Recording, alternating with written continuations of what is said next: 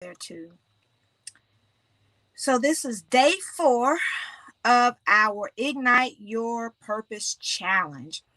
And I hope that the teachings have been beneficial for you. I hope that they have helped you to really think about what is God calling you to? Where has He been calling you your whole life?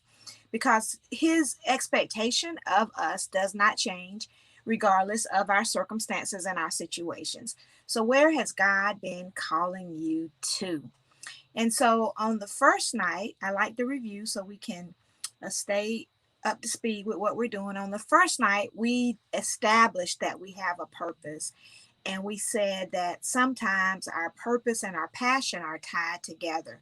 And so we took some time to do some work where we looked at the things that interest us and the things that we have a tendency to lean towards to see if they showed us any hint of what our life calling is, of what our purpose is. And the point about purpose is that it's a continuous revelation throughout your life. And so you might today decide that your purpose in life is to be a school teacher, and that is wonderful and great. But 5 years down the road, you might expand on that, and you're not just called to be a school teacher, but you're also called to teach a certain type of student or in a certain state or in a certain way. So it could evolve. And then you could find, oh, I was using my teaching skills in this context and in this setting, but actually where I'm called is to this group of people. I'm called to this place. And so you don't have to worry about where you start today. Just start and then allow it to, as you are obedient to what's in your heart, allow it to just flow out of you. And as things change, just be willing to change and go with it. And you will find that you will have the greatest satisfaction in life when you live that way. Just trusting what's in you, trusting your ability to hear God speaking in your heart. So then on Monday, we talked about potential. You have potential.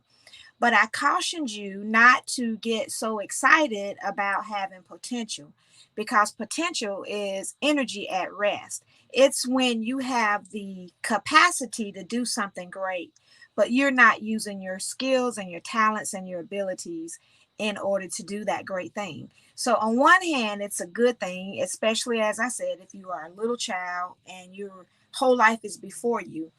But on the other hand, if you're at some other age where you should have already started producing some fruit in these areas, potential is not necessarily a positive thing and can, in fact, be an insult.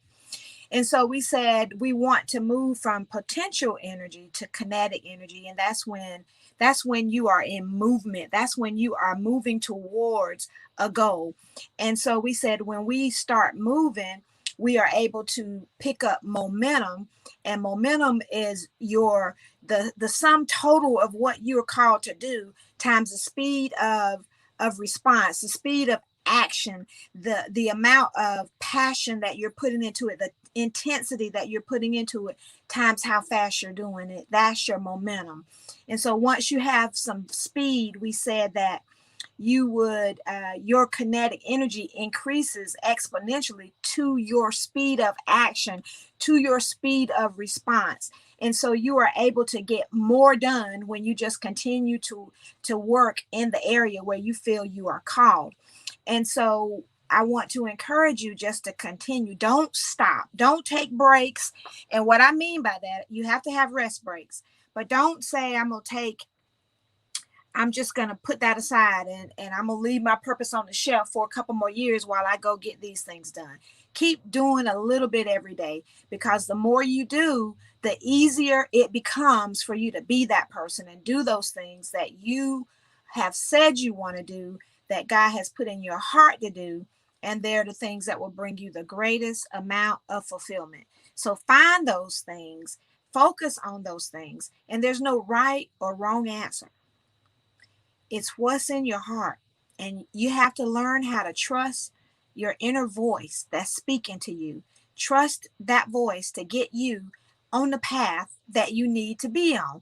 What happens is when we ignore the inner voice because the outside world, our desires Our fleshy desires are screaming so loud. When we're young, we want to have friends, we want to hang out with friends. We get older, we want security, we want a house, we want certain things. And so we pursue those things, and to the exclusion of some other things that are important in our lives.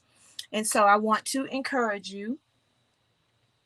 I want to encourage you not to be that guy. I want to encourage you to live every day doing something pertaining to your reason for being here.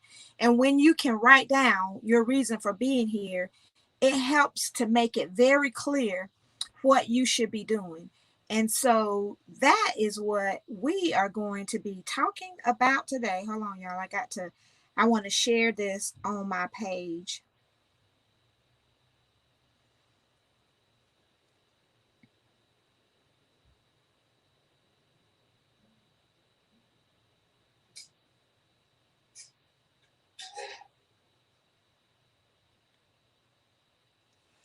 And so we need to get a vision for our life, and we need to stick with it. When you stick with it, your momentum begins to overtake the resistance that you are feeling, and it gets easier and easier. Remember, I told you uh, about what happens when you start getting emotion, and the more you break that inertia of immobility, the easier it is to stay in motion. And so that's a principle too. It's friction, and friction pulls you backward from your emotion. In our analogy, I'm really liking this physics analogy. In our analogy, friction would be all of the mindsets, the barriers, the problems that are keeping you from moving in the direction that you should go. But once you get in motion, you begin to overtake the things that are pulling you back negative. See, friction pulls you in the opposite direction to where you should be going. So you want to move past that friction. But in order to move past that friction, you have to overcome it. You have to remember I said you have to have a force greater than your desire to stay put. And so tonight we are going to talk about three things, which are really three components of the same concept, and that is developing a vision for your life. And we've already started working on this. For those of you on the live, it's an exercise that we do privately in the Zoom room. But basically, it's where you sit down and you think about how you want your life to look down the road. And so with that, you are able to develop some idea of what you want your life to look like. Now, in Proverbs, for those of you who like Bible confirmation of things, in Proverbs, the 29th chapter and the 18th verse, it says, "Where there is no vision, the people perish, but he that keeps the law, happy is he." And so for me, the way I have always defined vision is what God sees for and has ordained for your life. And so how that looks and feels on the inside of us is that draw and that pull towards a certain area in the world, towards a certain cause, towards a certain people, towards certain activities. Our purpose is genetically coded in our DNA. And y'all know I made that up. I decided that was so and true. I haven't done any scientific evidence to prove that, but I made that up. So let's just say that out front. And I think that I've done enough studying on this topic to be able to say that is so, because if you go back and you look through your life, you will see images, you'll see foreshadowings of your purpose and your calling throughout your life. And so Rosabeth Moss Cantor said, "A vision is not just a picture of what could be, it is an appeal to our better selves." Somebody in the lobby? Here go Nikki. It is a appeal. Hey, Nikki. It is an appeal to our better selves. It is when you see yourself in a place that exceeds where you are, and it really even sometimes exceeds your expectations, and it can exceed your belief, because a lot of times your belief is tied to your past experiences. Your belief is tied to what you have seen happen in your world and in the world of those around you. And so you set limits on what can be based on those things. That's why we do mindset work, in order to help us to get past all those things that are holding us back and help us to press forward into the vision that God placed in our heart. So it helps us to be our better self. It helps us to do the service that we are called to do in the lives of, in our own lives individually, in the lives of our family, in the lives of the people who we are connected to, that are waiting for us to step up to the highest part of our calling. Because if we don't do that, then who's well, the who is somebody will, but I want to be like that song that says, I'm not going to let no rock cry in my place. As long as I'm alive, I glorify his holy name. I don't want someone else to do my work. I want to do my work. And so Joel Barker says, vision without action is merely a dream. Action without vision just passes the time. Vision with action can change the world. Creflo Dollar, his church, the name of his church is World Changers. So you read their vision, I can't remember, but it has something about changing the world one life at a time.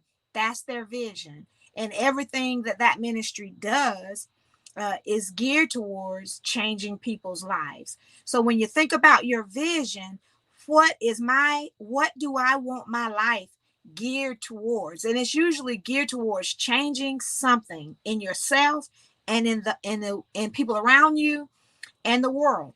Now, everyone may not have global visions to do something global. You might have a community vision. You might have a family vision. But whatever your vision is, at this point, I want to challenge you to ask yourself if you're seeing it at the highest level that it could be in. And so let me go down one slide. So a vision is an effective personal, it has to have, a vision has to have certain elements. It talks about your life. It talks about your career. It talks about all those questions we ask: where you want to be, who you want to be with, where you want to live, what kind of job you want to have, what money you're going to have in a bank account. All those things are part of your vision of how you want your life to be, but they don't necessarily speak to what your life is. You understand? A lot of the things, the vision exercises that we've done, tell you what comes into your life as a result of your living in your vision. Those are the fruit of your vision. But what is your vision for life?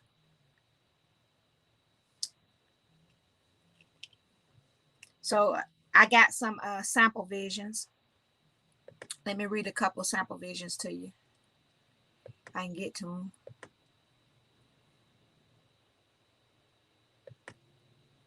Did that go away?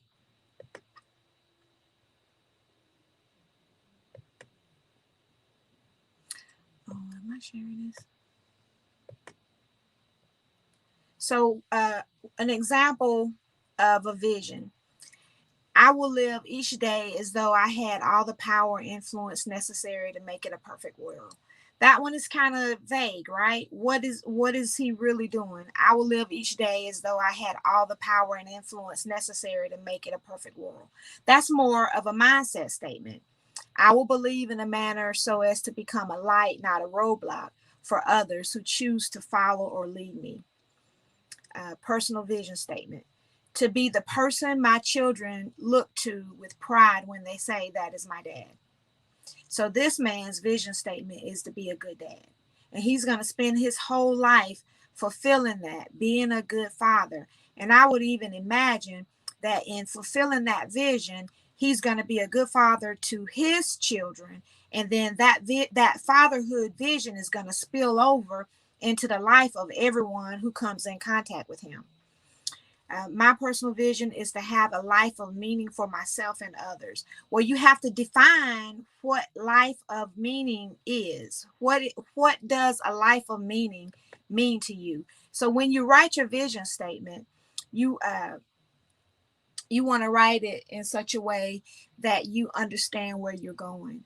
So I told y'all that mine, and I'm going to have to rewrite mine as a result of some of the things that have surfaced through a lot of my study, because it is right now, I am God's woman, and I am God's chosen woman. And I have some statements under that, which I told you all the other day, and those are my mission statements. And so I want to, what does being God's chosen woman encompass? It encompasses everything that I'm doing. So that, well, I guess it's fine. But I need to make sure that I clearly understand what I mean by that. So what I mean by that is I am helping people to walk in in a successful Christian life. I serve my church. I serve through writing. I serve through coaching. I serve through mentoring, and I serve through creativity when it comes to making jewelry. And I see all of those as a way to bring goodness into the earth, to shine a light on Jesus Christ. So I am God's chosen woman, because not that you can't be chosen, you can be, but he chose me, and I acknowledge and accept that choosing. You understand? And so, but I still want to think about it a little more, because I want to get a vision. I am an anointed and gifted minister of the gospel who preaches the word of deliverance to millions globally. Now that's a vision statement, right? Well, it has some action in it. So vision is about who you are. The action comes in when you get to your mission statement. Your vision is who you are. Who am I? Who am I becoming? What is the greatest explanation of myself as I get older? Well, not get older, as I grow. Who do I want to be? So it would be an I am. And you want to write it as if it is happening right now. Because remember, I told you, you want to be able to see that person right now. And you want to see that person to such a degree that you become discontent with where you are right now. Right?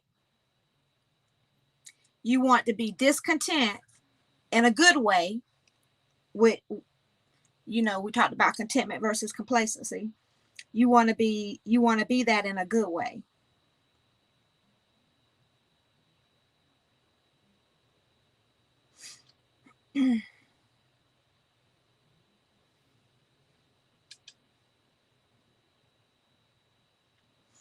So vision, and we're going to do some exercises when we hang up on the Zoom call about vision. So one more slide about vision. And I already said this. It looks to the future, but it's important that you see yourself there right now. See, it's a statement of I said all this, who you are and who you are becoming. Creating the life that you want. Where are you going? And then the next slide takes us to your mission statement. How are you going to get there? How will you bring it to pass?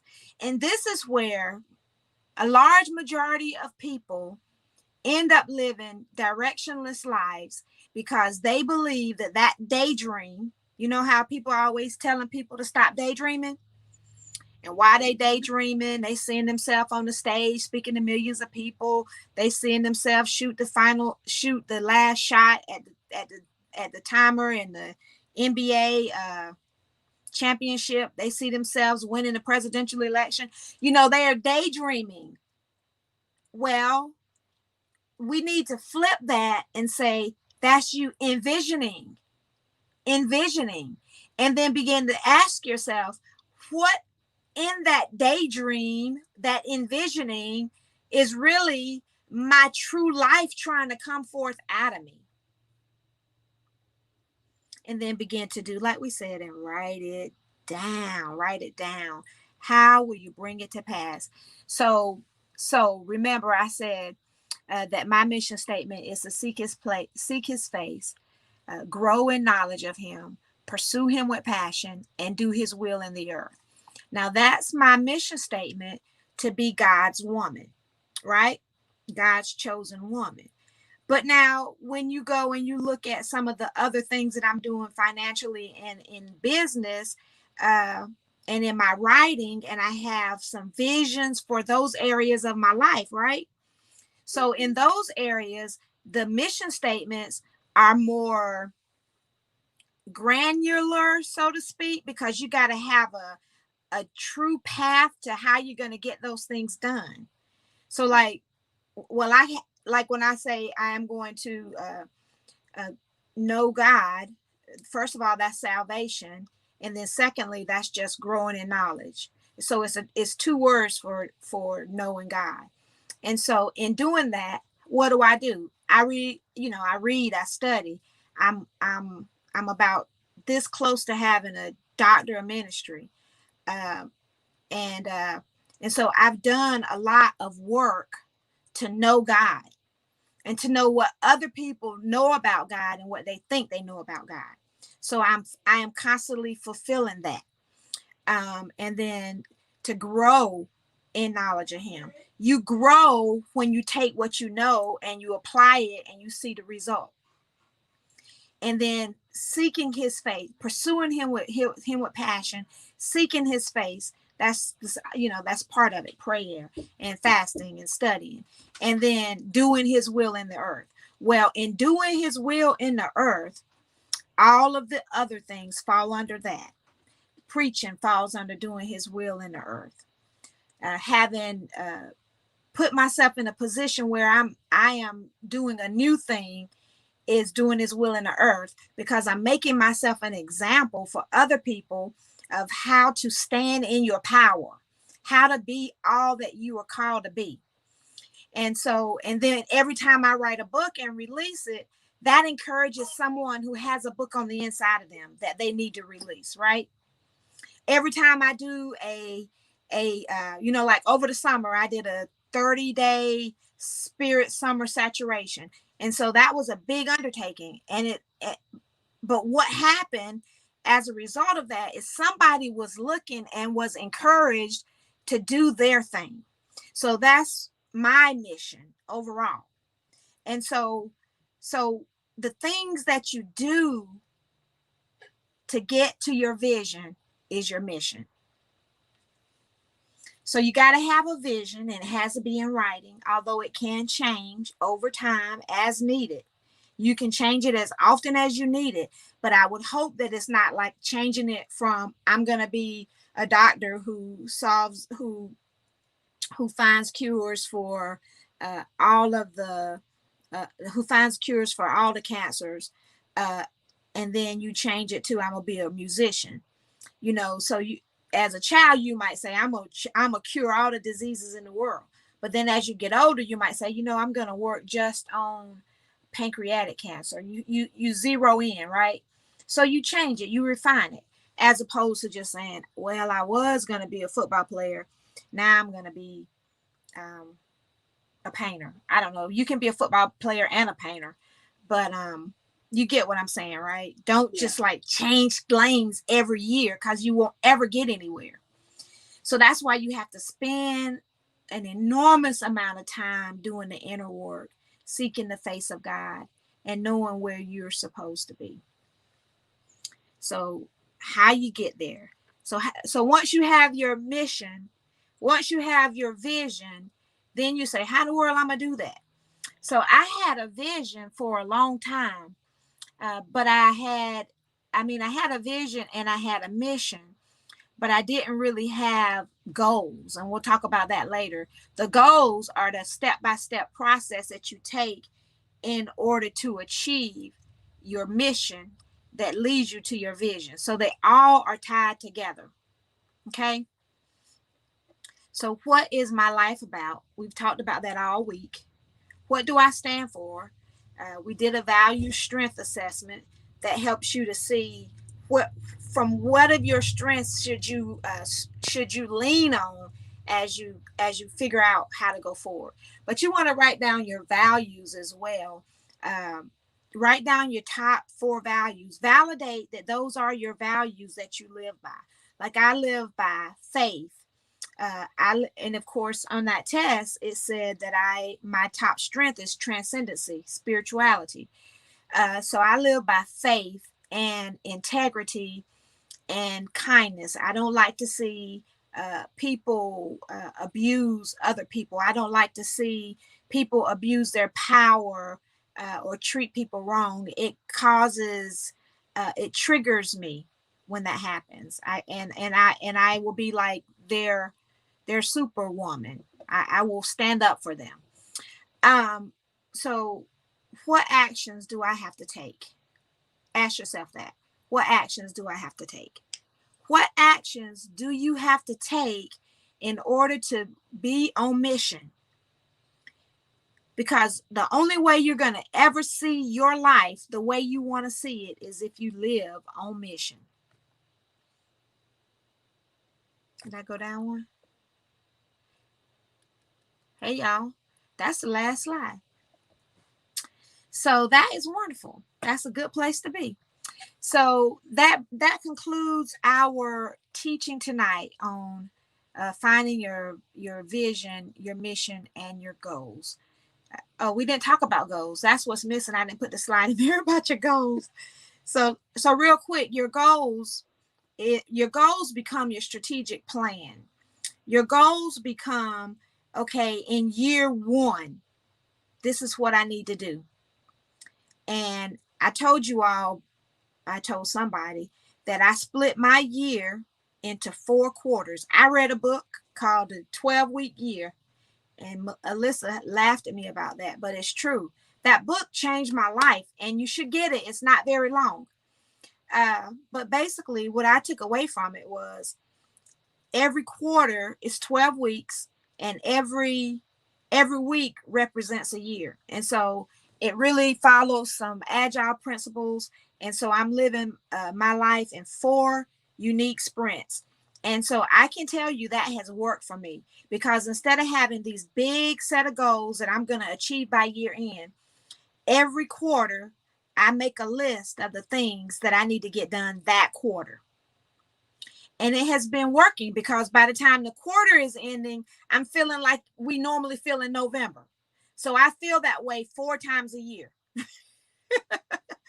And it forces me to get some things done, more than I was getting done before, and more of the things that need to get done to bring me to my vision, because now I'm aligning them with where do I want to go? What do I see myself being and becoming? So you set your goals that way. Now, we could talk about goals. Of course, they got to be SMART. Y'all know that. Specific, measurable, actionable, and what's the other one? R. Realistic and timely. And so I can never, and they have to be measurable. I always have problems with the SMART goals, mainly because I didn't want to spend the time doing the work. But once I started saying, I will finish this project by such and such date, that's pretty much all it is. Yeah. And setting that date and then purposing to get it done. It's about living intentionally. Okay, so that's the end of that teaching. This brings our Ignite Your Purpose Challenge to an end.